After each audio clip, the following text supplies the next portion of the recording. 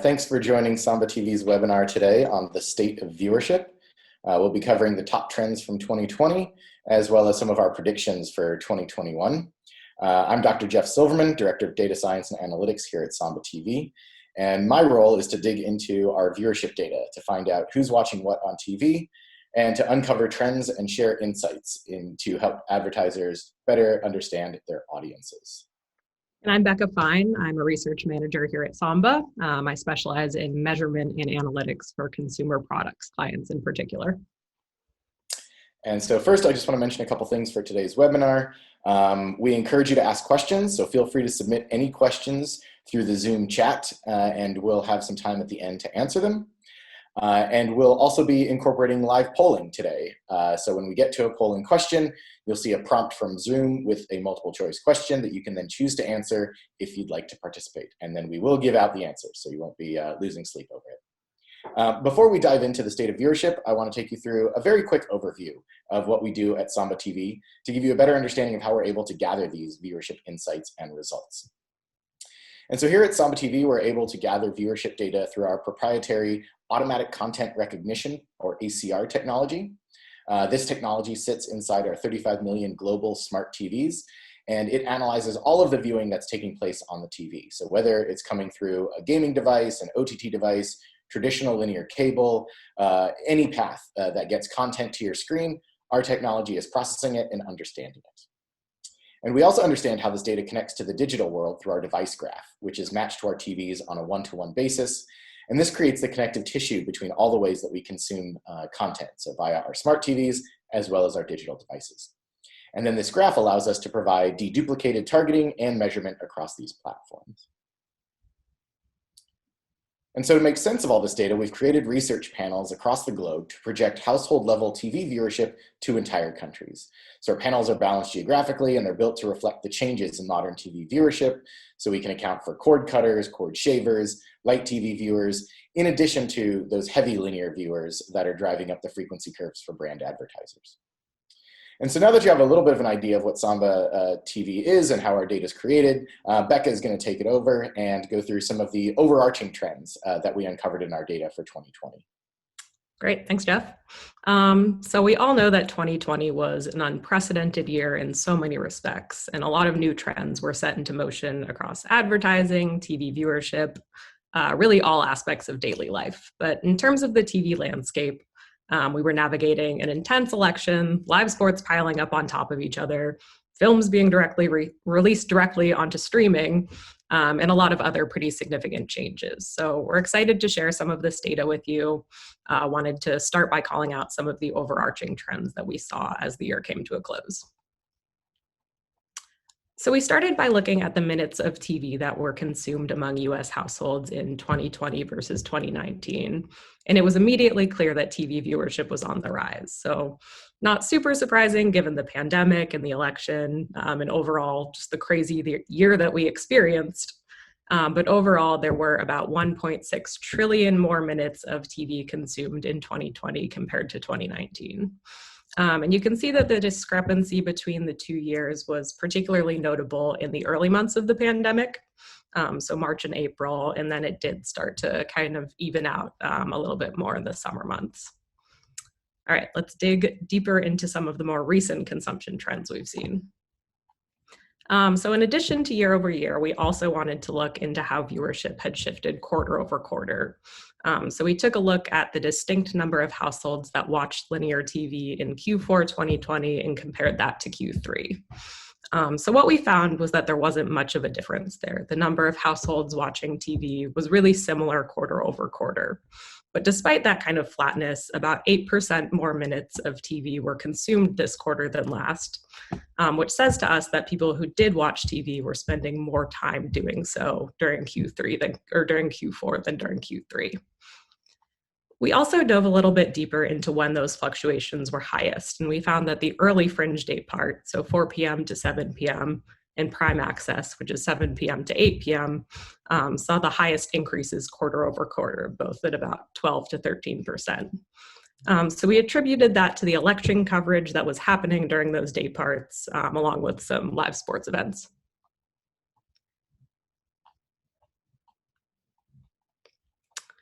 So we also looked at the volume of ads that aired in Q4, both on linear and also on CTV. And overall, we saw that advertising volume was largely up on both platforms. The exception was kind of at the end of the year after holiday shopping had wrapped up. And what this sort of upswing and then downswing translated to overall was a 2% increase in airings from Q3, and then also a 2% increase from Q4 2019. So this said to us that while a lot of the ad trends we saw in 2020 were really unique, super different than prior years given the pandemic, there was still that kind of typical push surrounding the holidays to really hit target audiences. We also wanted to call out how the trends differed across linear and CTV. So CTV ad impressions started the quarter off pretty low, a lot lower than linear TV, but they did really ramp up as the holidays began. And then for a few key shopping weeks in December, we actually saw a higher volume of CTV ad impressions than linear ones.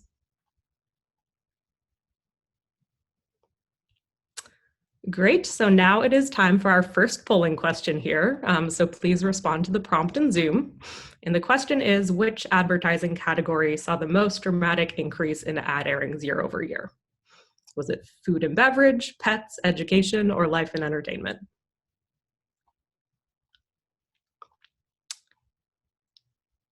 Great, so we got a solid number of answers here. You guys thought it was food and beverage, but the answer is actually pets.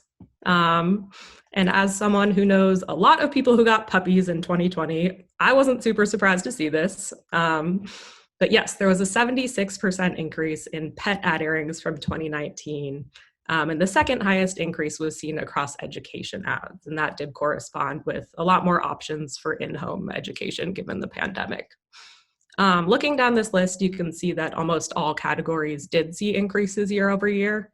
The exceptions at the bottom of the list there were apparel and retail stores and travel in particular. And those were some of the industries that were hit particularly hard by the pandemic.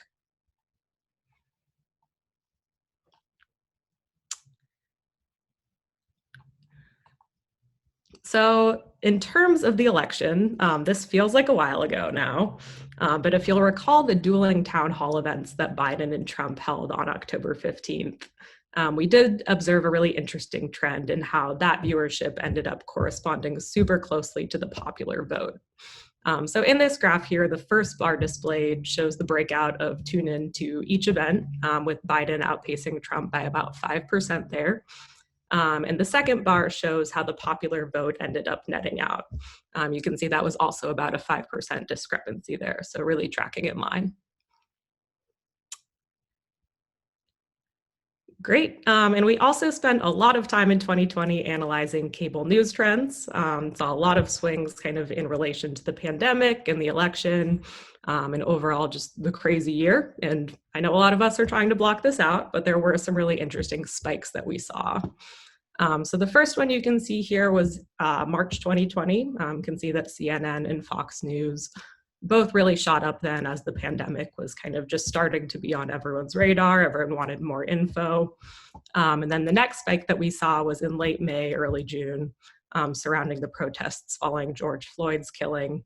And that spike was even higher than what we saw early in the pandemic, actually. And then the really big one here, not super surprisingly, was in November, first at the debates, and then a really big uptick surrounding the election itself. And when you hone in on the networks individually, you can see that Fox News and CNN were pretty in line during the early pandemic months. But later in the year, after the election, we did see CNN sort of overtake Fox News in terms of viewership.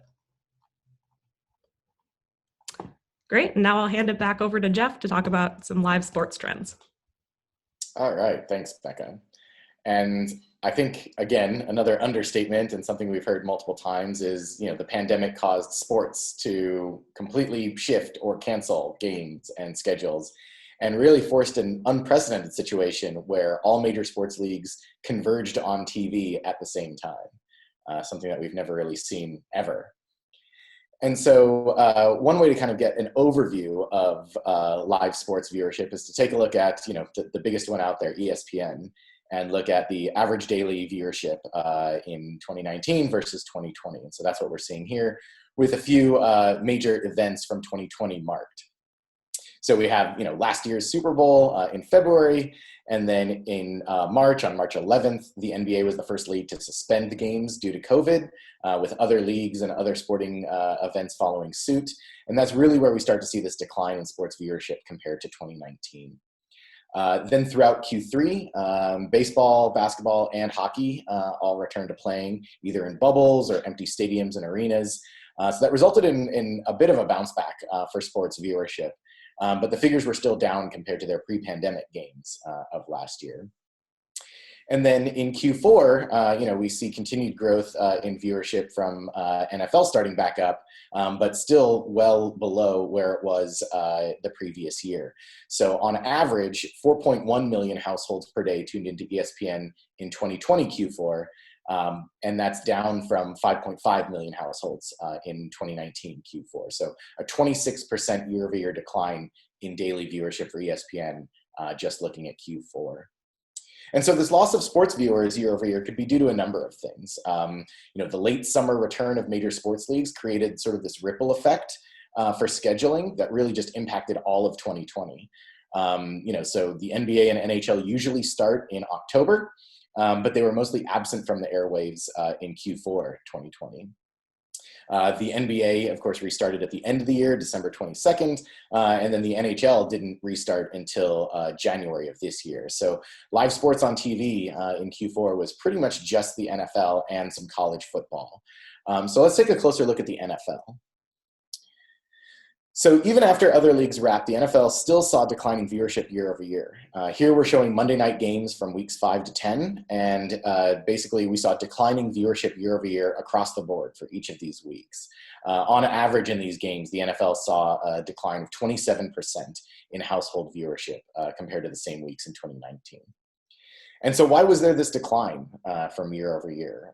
It just seems that there were fewer viewers interested in the NFL overall. I mean, it's kind of a general statement, but I think that's sort of what we're seeing. We can attribute that to factors such as pandemic and election news being consumed, increased cord cutting, and with all the movies skipping theaters and going straight to streaming, we're competing for, or these shows, these games are competing for people's attention, and there's only so much consumption time out there. And so you've got all these new options, lots of news that people are interested in, and so that was eating into the consumption of NFL games. And so let's dig into some of the demographic data that we have on sports viewers. So again, we'll start off with the NFL, looking at Sunday and Monday night games and the audience breakout by ethnicity year over year.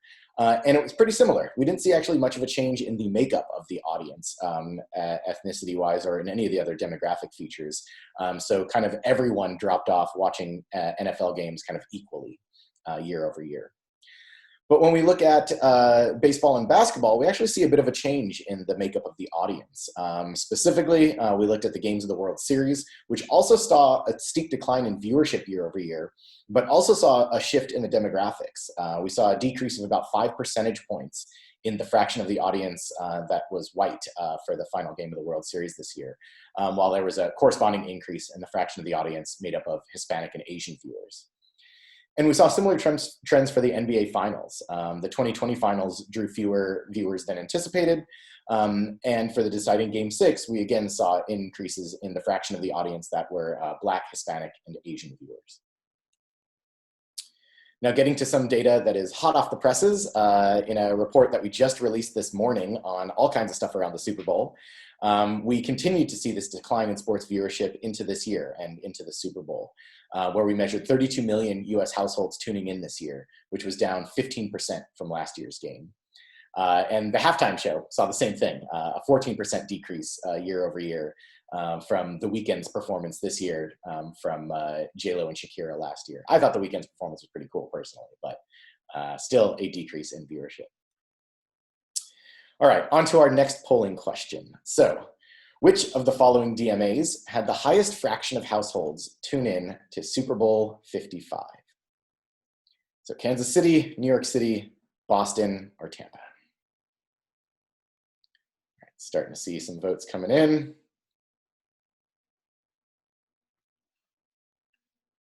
Getting some good responses here. Looks like Tampa and KC are vying for the lead, kind of going back and forth. All right. So a tie. When we hit stop, we had a tie between Kansas City and Tampa. Reasonable. Home team, the home cities of the two teams playing. The actual answer was Boston. So interestingly enough, when we looked at the largest DMAs in the country, we found Tom Brady's former home base had a big impact on overall viewership, over-indexing by 26% over the rest of the US on average. So 38% of all Boston households tuned in, more than a third of every household in Boston tuned in. And that was an even higher percentage than Brady's new home in Tampa. So those Brady fans are hardcore. And similarly, when we look at the state level viewership, the 6 states with the highest fraction of households watching the game were the 6 New England states. So, you know, they're not Pats fans, they're Brady and Gronk fans, I guess, is what we're learning from this. So that was fun. We were taking bets on what the results of that one would be. So good to know.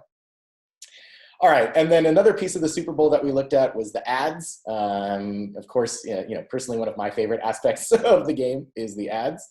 And the number of ads aired during the game was dominated by the entertainment category. Primarily, that was coming from the host network CBS advertising a bunch of their own shows, in addition to their parent company, Viacom CBS, advertising its new streaming service, Paramount Plus. So some very nice synergy over at Viacom CBS this year. The second largest number of ads, as we often see for the Super Bowl, was for food and bev. This year, as we've seen before, it was dominated by Anheuser-Busch InBev. There was a lot written about how they weren't going to run any Budweiser commercials, but the company still ran ads for Bud Light, Michelob, their line of canned cocktails, and a whole bunch of other products in their family, in their portfolio. And so with that, we will switch from sports over to movies. So take it away, Becca. Great. So one of the industries that was able to pivot quite well during the pandemic was film. So it hit a bit of a rocky start with theaters closing and shutting down and then opening back up at lower capacity later in the year. But film studios were able to get a little bit creative and find ways to get people watching their movies. So there were a few different business models that film companies and OTT platforms used to distribute movies in Q4. We saw Disney Plus release Mulan to premium viewers first before releasing it for free to everyone. We saw Warner Brothers announce that they would be releasing their whole slate on HBO Max in 2021. And then we saw a bunch of OTT platforms like HBO Max, Amazon Prime, and Netflix really releasing a pretty steady stream of new feature films throughout the quarter. So looking at some of the movies that were released in Q4, the clear winners in terms of overall viewership were Soul and Wonder Woman, both of which saw over 2.5 billion streams within their first 4 days.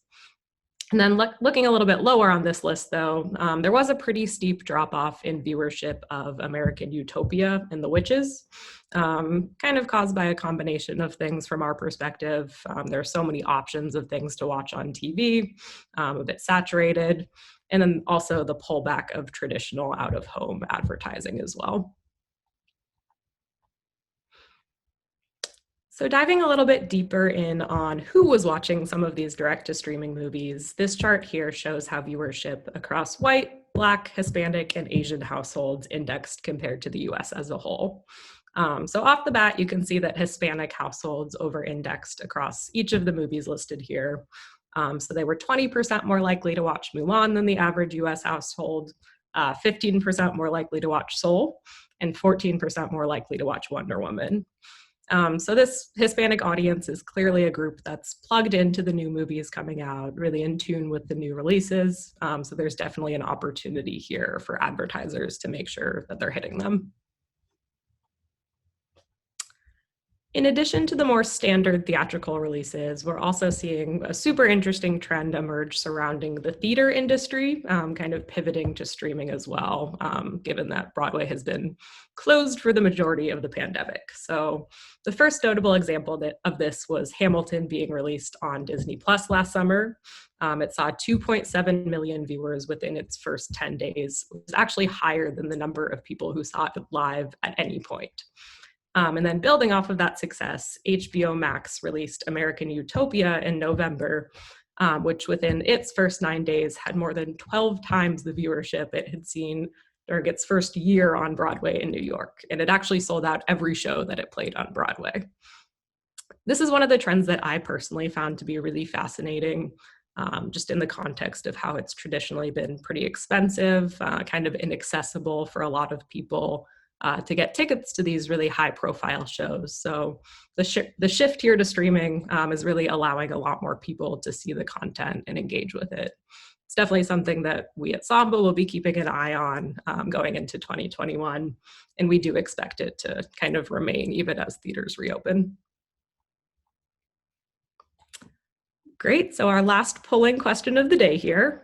So based on some of those viewership numbers that you saw a few slides back, how many US households do you think watched HBO Max's The Little Things during its opening weekend?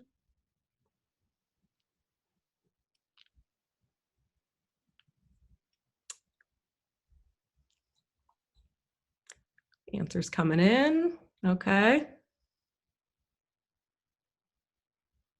And it looks like 1.4 million is what you guys voted, and it is also the answer. The answer is C, 1.4 million. And that was the weekend of New Year's Eve, so 129 to 131. And we did see viewership peak for that film on Saturday, stay relatively high through Sunday as well. And it actually drove relatively similar viewership to some of the movies that we discussed earlier, like Borat. But it did achieve those numbers within only 3 days. So really a testimony to how viewers are adapting and adjusting to this new direct to streaming trend. All right, so switching gears a bit here, I want to discuss some of the predictions that we have for 2021. So take it away, Jeff. All right, so I will look into my TV and data crystal ball and make a few predictions here for what we'll see in the rest of 2021. So first off, I think live sports will continue its track of trying to be innovative with new formats and platforms. The return of televised sporting events in the second half of 2020 spiked viewership for a short time, but it was followed by rapid declines due to competition for scarce consumer attention, like we were talking about earlier. And so with COVID shutdowns extending through this year, it's imperative for each league to figure out the timing of their seasons to get a larger share of viewership so they don't kind of cannibalize each other. And then, we have possibly the Olympics coming in the summer, which will make for, a very congested sports TV calendar. And so that'll lead to, competition amongst just the sporting events and sports leagues. And so we think that leagues are going to have to continue to innovate and change up the format and the platforms that they use to reach consumers. And we expect to see some experimentation during the games and during the seasons, which we saw some of recently. Things like Amazon showing more live sports, places like Twitter and YouTube and Twitch getting more tightly integrated with live sporting events. You have these social media companies acting almost like TV networks. Yahoo Sports and the NFL apps are offering free streaming of nationally televised games. I personally watched the Super Bowl through the CBS Sports app. Nickelodeon aired an NFL playoff game this year with cartoon overlays, including like graphics of slime in the end zone.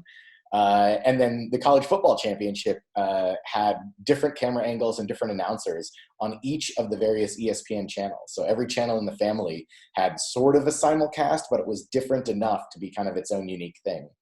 And so I think we're going to see, continue to see those kinds of innovations in how live sports is being broadcast and shown and shared. Next up, I think we're going to see traditional brands move lots of money of ad spend from linear to connected TV, CTV. Linear TV is clinging to its main pillars of live sports, tentpoles, and news. But CTV is continuing to draw viewers and will continue to draw viewers through 2021. There's an abundance of OTT services that are expanding their catalogs. There's more new OTT services coming up. And so, in this year, I think we're going to see even more money of ad dollars being moved from linear to CTV, where CTV audiences, connected TV streaming audiences are forming at a massive scale. Especially as scripted entertainment loses its economic engine from ratings declines, basically across the board in linear. And then sort of the flip side of that is DTC brands, these direct-to-consumer brands, I think will turn to linear TV for cheap reach and different reach than what they've had. These DTC brands built on digital media channels, things like Warby Parker and Casper, they priced out the ROI from their low-cost digital ads. And so we think they're going to turn to more traditional media to grow their reach in 2021. There's the appeal of low CPMs and extensive reach. And we think DTC brands are going to bring some of the sort of sophisticated data and measurement that they're used to from digital to the linear TV side. And that'll offer them a strong return on ad spend. In addition, the audience demographics between digital media channels and linear TV are different. So this shift could open entirely new audience segments for these DTC brands. And finally, I think the big one, and Becca and I both talked to this at some level throughout the presentation today, is streaming and on-demand TV viewership has accelerated in the last year during the pandemic, and we fully expect this behavior to become permanent. The abundance of time at home is giving consumers time to bake more, craft more, and watch more TV. We saw daytime viewership higher than we had ever seen in the early days of the pandemic. And as countries open back up during 2021, I think day part viewership and other viewership will revert to more typical values, but I don't think consumers are going to revert to appointment television. I think this will put significant pressure on scripted entertainment outside of the on-demand and over-the-top OTT platforms. And then even within those platforms, I think we're going to see newer services like Disney Plus and HBO Max to continue to have a strong performance in 2021 and maybe even cause Netflix to lose its dominance completely. All right, I think that's about our time. I don't want to keep people super long, but we can follow up with people. We have an army of Samba folks in the background, eager and chomping at the bit to reach out to everybody and follow up with other answers and questions that you may have. So thanks for checking out our webinar today. If you have more questions, want to learn more about our solutions, reach out to us on the website, samba.tv. Also there, you can download our newly released Q4 State of the Viewership Report, which is what we mostly talked about today.